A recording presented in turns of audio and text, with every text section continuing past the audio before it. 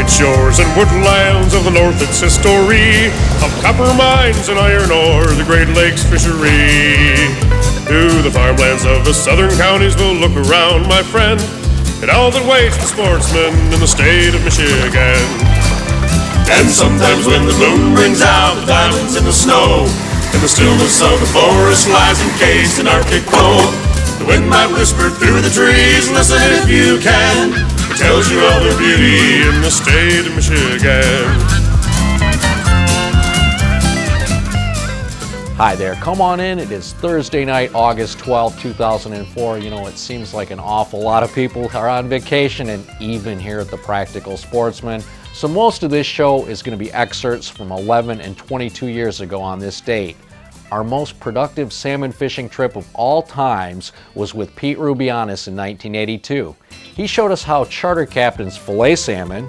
We also have Richey showing us how to grill the salmon, and we learn about English Springer Spaniels. We also have a rough grouse that you can feed by hand and a lot more, so stay tuned. I'm Zachary Trost, and you're watching The Practical Sportsman.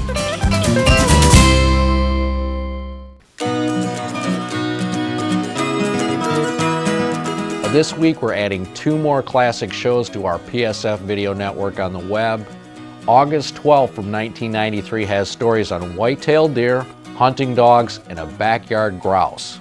The 1982 show features the heyday of salmon fishing in the Great Lakes, something none of us thought would ever decline, but it has, and the days of those easy limit catches seem to be over. While the sun has set on the Great Lakes salmon boom, we've also seen a big decline in the number of kids involved in the outdoors during the past decade. What's caused this? Parents who don't take their kids outdoors like they used to. One father who did was Dave Richey. He was the outdoor editor of the Detroit News who brought his 12-year-old son Guy along, as he often did. We fished with the legendary charter captain Pete Rubianis, who we were sad to learn passed away this past year. Pete's boat was the Dreamweaver, docked every summer at Ludington right here along Lake Michigan. And on this morning in 1982, the fishing party headed out before sunrise. Start with 10 this morning. Somebody want to hand me a lead weight? We had just set our first line in the water, and while Pete was setting the second one, take a look at that first rod over his shoulder. Hey, Guy! It's a nice one. Who wants him? Oh, yeah. Can take him, Guy? Okay, listen. Okay. Oh, wow. Look at this. Hang on to him. Just hang we on got. to him. Let him go. Okay, guys, Let's get some of these. The guy looks like he knows what he's doing. He does better than a lot of grown-ups I have. Does a good job. Okay, guys, stand right here. Kids pick up outdoor skills easily, but without parents to lead the way, they don't get the opportunity to learn hunting, fishing, and outdoor lore. Yeah, he's been doing a lot of this fishing for about 6-7 years now. The kid's caught a lot of fish for being 12 years old. I've taken him out a lot of times. We need a net. We need a net now. Oh, look at, here he comes, here he comes. Here he comes. This is the critical part. Okay, back right up, that's good. Come on, I can't quite reach this one. There we go! Well, Guy, let's get this fish over here, and the boy who caught it, Guy Richey. Look at that. How about that? Out, fellas, so I can get him in. We'll drop them in the cooler. You know, that fish hardly fits in the cooler. How you feel? Pretty good. How about that arm? Your left arm is the one that's sort of tired? Yeah. Want a double yellow? Got to pull that thing. It's hard. Okay, you did a great job. Thanks. Great job. In order to really mean something to a kid, an outdoor experience needs to be hands-on, literally. Give me down the sack. You want to hold it? Okay. See if you can hold that there, Guy. No, you can't do it with a finger, I'll tell you that. You better put your whole hand in there. Lift up your feet here. Ready? I don't think I can hold them up. You don't? Use 2 hands. Okay, The boy trying to hold the fish you just got here at 6:30. Hey, how's that feel? Heavy. Heavy and it's wiggling. Okay, put him in the box. Atta boy. What a fish. There you go. Somebody's fishing right here. Okay, we got a fish right up in the back. These were the good old days of salmon fishing in Lake Michigan. Limit catches every day, constant action, but nothing lasts forever. You don't see catches back at the docks like this anymore. Well, that's a lot of fish. Pete Rubianis, who took us out today on a beautiful, beautiful day here at Ludington on a charter. Did we pound some fish or we pound some fish? Well, yeah, I guess we did. All you got to do is take a look, but it's pretty much for towards the end of July, 3 weeks in July and 3 weeks in August. It's pretty much an everyday process up here. All right, well, we got 33 fish here from 6 a.m. till 12 noon. That's about a fish every 10 minutes. Always fish on was being yelled, or you were yelling something else, who knows what. We were having a good time, though, weren't we? Oh, definitely. I think everybody had a good time. Many times we had more than one fish on, too. We had triples. One time I think we had 4 fish on, didn't we? That's right. Oh, yeah. Couldn't have done it, of course, without your... Catch and release fishing wouldn't have done a thing to keep salmon fishing success at such a high level. These salmon were on their way to spawn and die, so tossing them back would not have saved a single one. These fish were eaten by the anglers, their families and friends, who after Pete Rubianis worked his magic with a sharp fillet knife. Just come right along the edge of that backbone.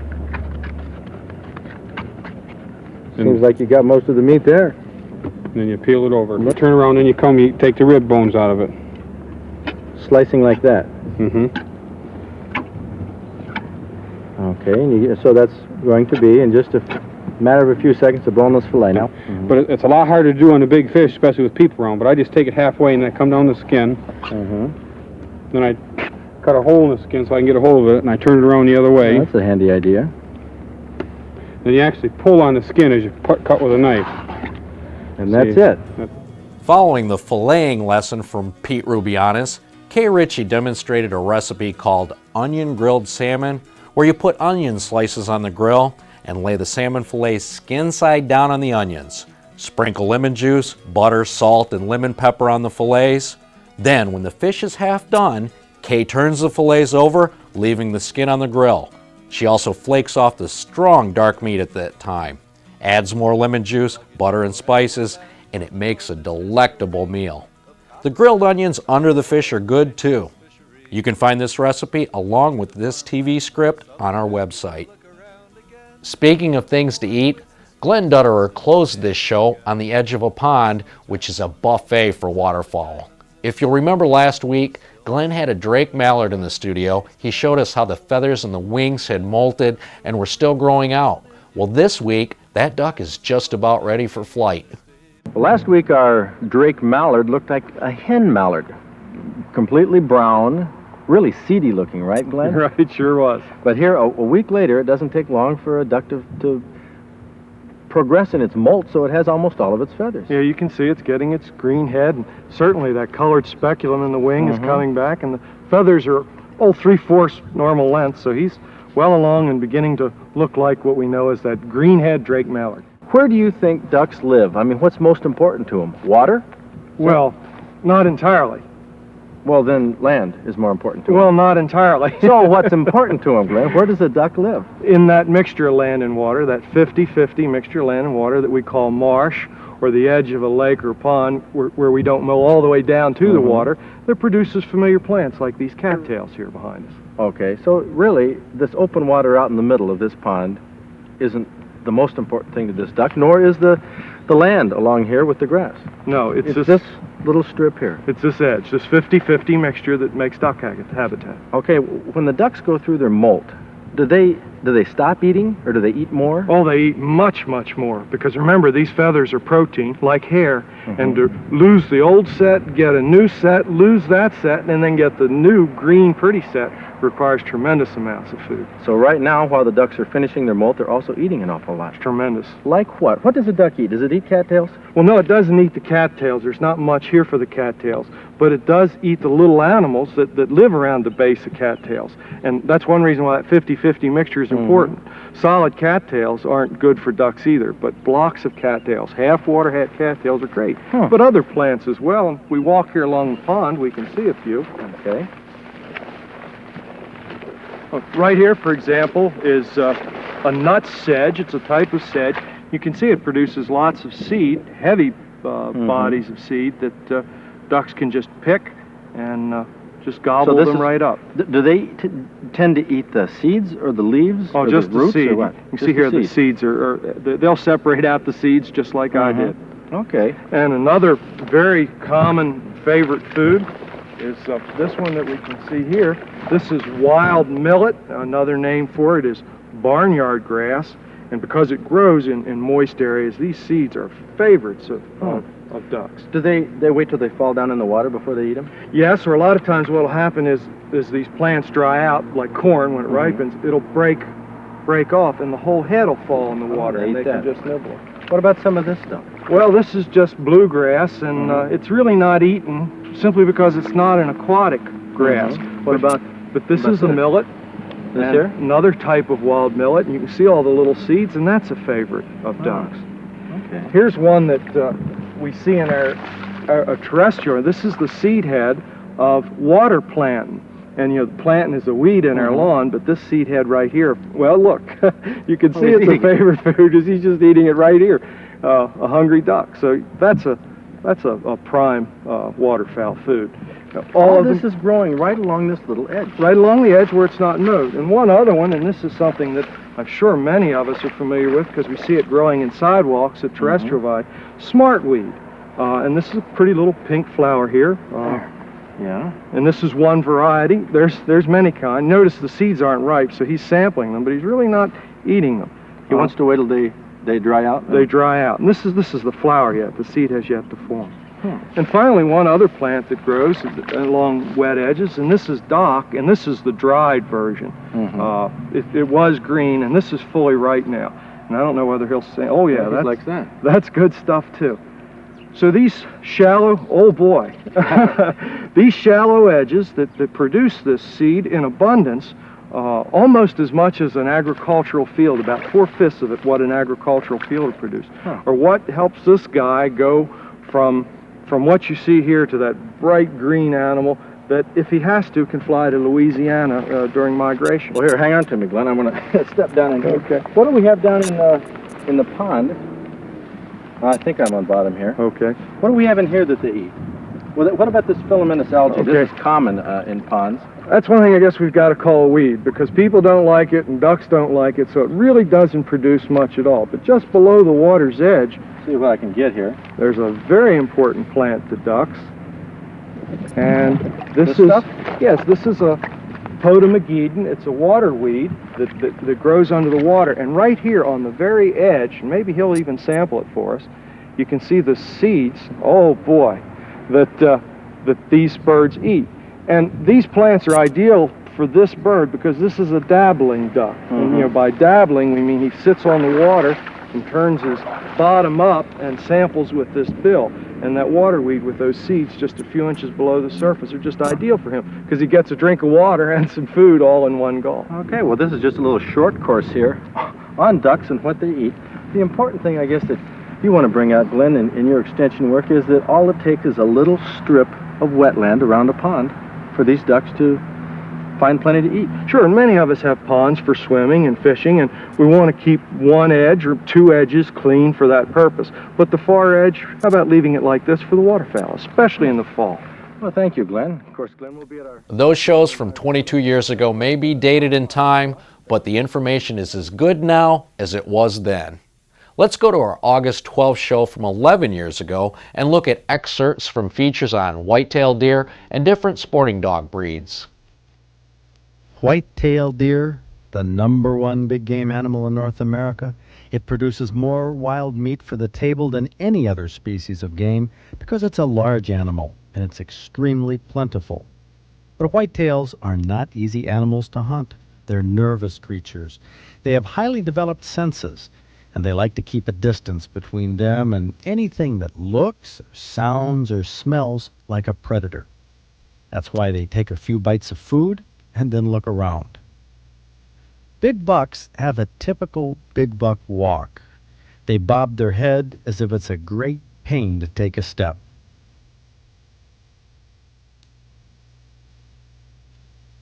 When he stops, you're going to see him chew his cud. This is food he horsed down earlier and later spends hours re-chewing when he can watch for predators. The buck is the one that the hunters have traditionally been after for several reasons. First of all, bucks are generally bigger, more meat.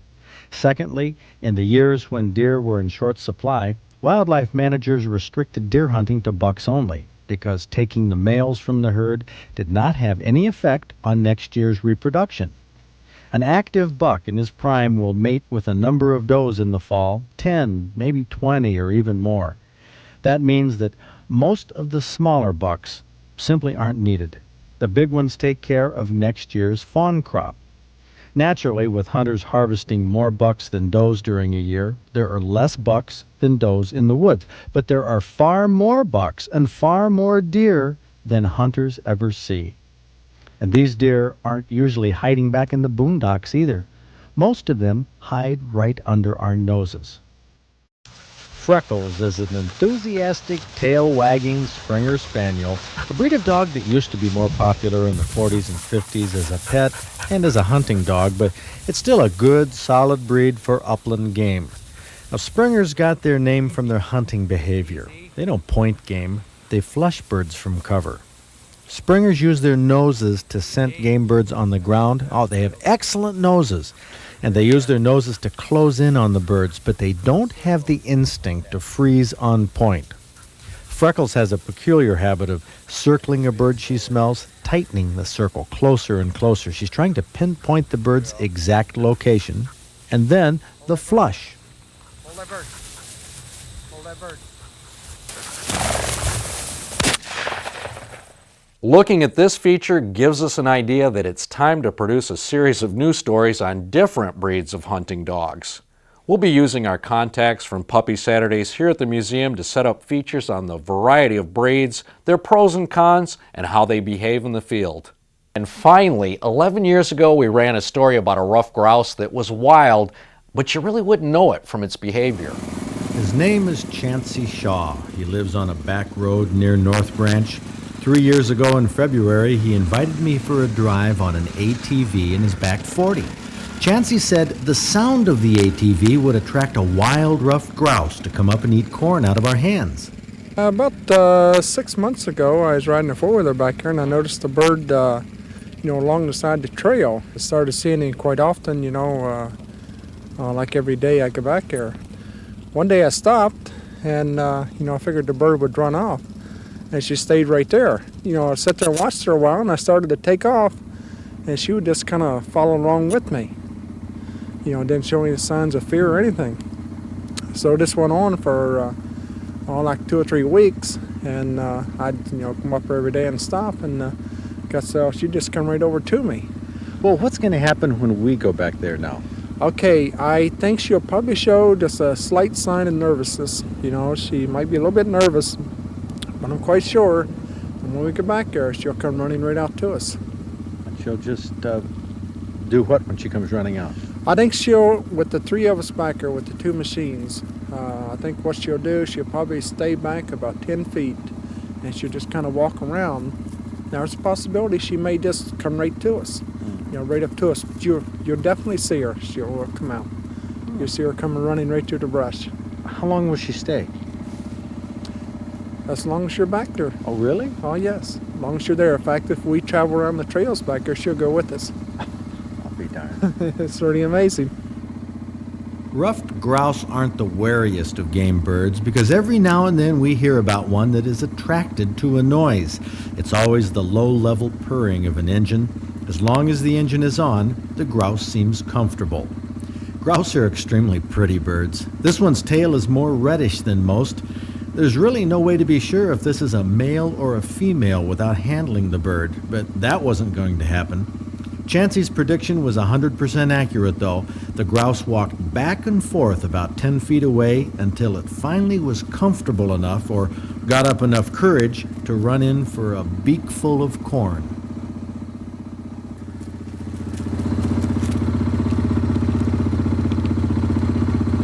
Once it got a kernel of corn, it wanted more, but something evidently scared it. Then we were back to strutting about 10 feet away.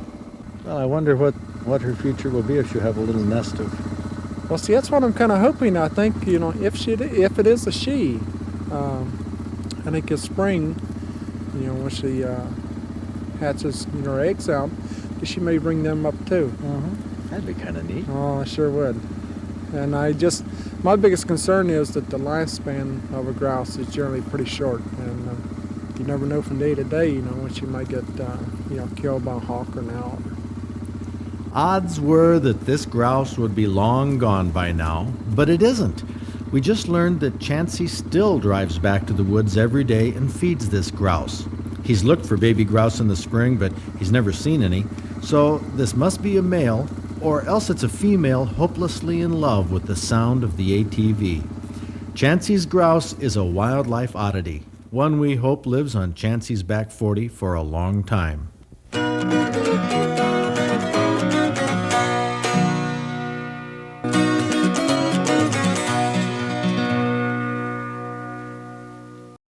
If you can, take a kid fishing this weekend, get outdoors. It's a great place to be, and we'll see you right back here next week.